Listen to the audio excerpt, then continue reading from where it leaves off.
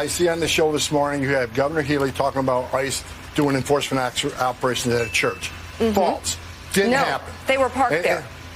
They did not do an operation there. She said they were parked in a public space legally. But to say that and to push that out there puts fear in the immigrant community. So let me tell you what's happening. To do that puts fear in the community. Right. To park the ICE agent's vehicle they're on a near public a church. Street. They are on a public street. She said they're on a public street sir. waiting to respond to a criminal alien release pulled aside the road. Let me tell you, in the last couple of days, what's happened in Boston. They've arrested Victor Gomez Perez, a 33-year-old criminal alien from Guatemala, with charges of aggravated rape, assault and battery with dangerous weapon, indecent assault and battery on a victim 14 years or younger. They arrested Kaylee Espinosa, a 33-year-old criminal alien from Colombia, with charges of aggravated assault on a pregnant victim.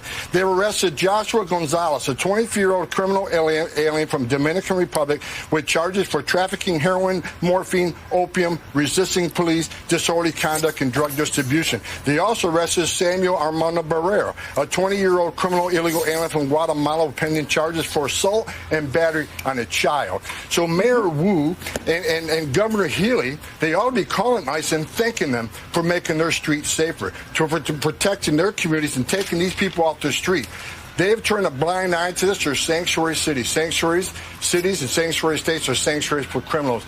Give ICE access to the jail to arrest a bad guy in the jail rather than have to go in the community to find them. Because when you go in the community and find them, it puts ICE officers at greater risk. It puts the community at greater risk. It puts the alien at greater risk because anything can happen on a street risk.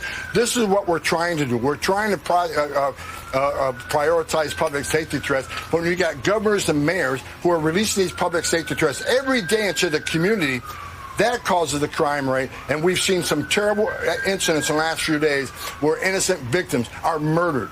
This past year, I've seen innocent Americans raped and murdered by people who are not supposed to be here. So rather than going back and forth and say, well, ICE has got a car parked near a church, that is ridiculous. You're out there looking for people like this, exactly what they're doing. Well, I would argue that actually that the ICE vehicle parked outside a Spanish mass is a frightening sight, given what has happened in this country.